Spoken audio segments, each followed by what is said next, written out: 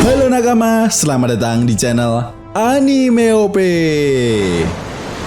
Yes, manga One Piece chapter 1079 benar-benar memberikan banyak sekali informasi penting yang berkaitan dengan jalannya cerita One Piece ke depannya.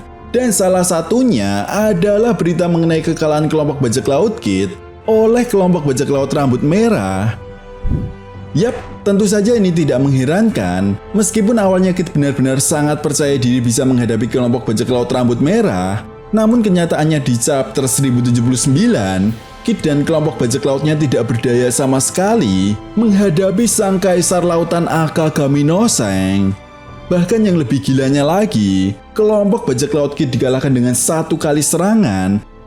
Dan hal ini pun seolah menjadi sebuah bukti nyata apa yang pernah dikatakan oleh Basil Hawkins, bahwa kekuatan Yonko di luar akal sehat manusia memang ada benarnya. Well, sampai di sini artinya sudah sangat jelas ya bosku. Akagami no Seng benar-benar mendapatkan tiket selangkah lebih maju untuk menemukan Pulau Locktail. Dan perlu diingat, seperti yang udah Sensei sampaikan pada buklet Road to Locktail volume keempat, bahwa Pulau Elbaf menjadi salah satu tempat di mana Road Poneglyph terakhir berada. Di sisi lain, satu hal yang harus kita garis bawahi sampai di sini adalah jika kelompok bajak laut Kurohige benar-benar telah berhasil mengalahkan kelompok bajak laut Hati, maka sudah sangat jelas ketiga Yonko saat ini, yaitu Akagami no Seng, Marshal D. Teach, dan Mugiwara Luffy, masing-masing dari mereka memiliki 3 salinan Road Poneglyph. Namun yang menarik di sini adalah apabila kita perhatikan lagi, sebenarnya satu salinan Road Poneglyph yang masing-masing mereka cari berada di tangan ketiga Yonko saat ini. Dengan kata lain, mau tidak mau, suka tidak suka, jika mereka ingin pergi ke Pulau Locktail dan menemukan harta karun One Piece, maka mereka pun harus saling memperebutkan salinan Road Poneglyph yang dimiliki oleh masing-masing Yonko. Jadi, apa kalian semua bisa membayangkan betapa rumit dan kacaunya dunia One Piece saat ini? Dan hanya tinggal masalah waktu saja bagi para Yonko untuk saling bertemu.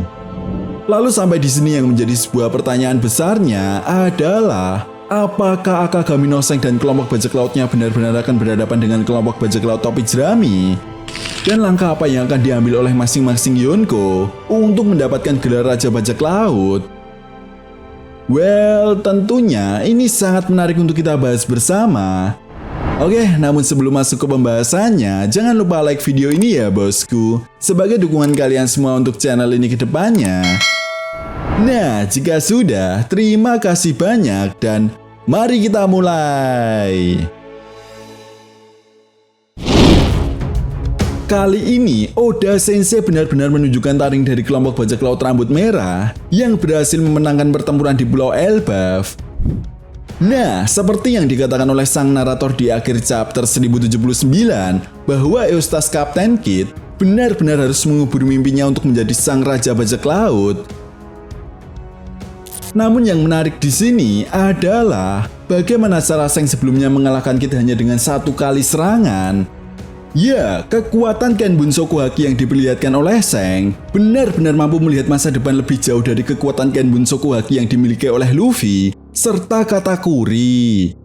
Dan hal ini pun seolah membuktikan bahwa julukan Seng sebagai seorang pembunuh Ken Bunsoku Haki benar-benar dibuktikan oleh Oda Sensei di chapter kali ini. Selain itu, di chapter ini juga akhirnya kita mengetahui pergerakan dari kelompok bajak laut Kurohige yang ternyata juga menuju ke Pulau Egghead. Namun sayangnya belum diketahui pasti siapa kru inti dari kelompok bajak laut Kurohige yang datang ke Pulau Egghead. Tetapi menurut Mimin, ada kemungkinan Kurohige memang sengaja membagi tugas pada kru intinya untuk pergi ke tempat-tempat yang menurutnya sangat penting dan bisa memanfaatkan situasi tersebut demi keuntungan bagi kelompok bajak lautnya. Contohnya seperti yang dilakukan di Whole Cake Island dan Amazon Lily. Tetapi yang menarik di sini adalah apabila kita perhatikan lagi percakapan antara Akagami no Seng dan Hango. Seng sepertinya mengawasi betul setiap pergerakan yang dilakukan oleh kelompok bajak laut Kurohige. Bahkan, kedatangan kelompok bajak laut rambut merah ke negeri Wano ternyata bukan hanya soal melakukan promosi film Red, Tetapi kelompok bajak laut rambut merah memang awalnya mengira jika kelompok bajak laut Kurohige akan memanfaatkan situasi setelah kekalahan Yonko, Kaido, dan Big Mom saat di negeri Wano. Dari sini satu hal yang dapat kita simpulkan, saat ini pergerakan dari masing-masing Yonko sedang diawasi oleh Yonko lainnya. Dan hal ini pun seolah semakin membuktikan apa yang pernah dikatakan oleh Big Mom pada manga One Piece chapter 847, bahwa setiap Yonko memiliki tujuan untuk menjadi penguasa tunggal di lautan dengan cara menghancurkan Yonko lainnya. Itu sebabnya tipis perbedaan di antara ketiga Yonko yang memiliki salinan Rod Poneglyph saat ini membuat mereka akan berpikir dua kali untuk saling menyerang.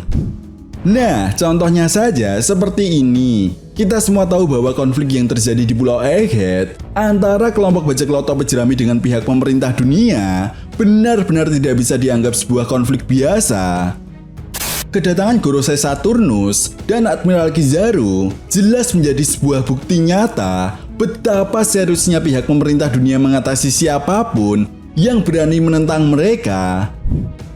Tidak peduli siapa yang menang dalam pertempuran ini, karena sudah dapat dipastikan pihak yang tersisa dari sang pemenang hanyalah sisa-sisa kekuatan yang sangat rentan untuk diserang. Dan dalam kondisi itu, sang pemenang harus mewaspadai ancaman dari pihak luar yang akan memanfaatkan hal tersebut.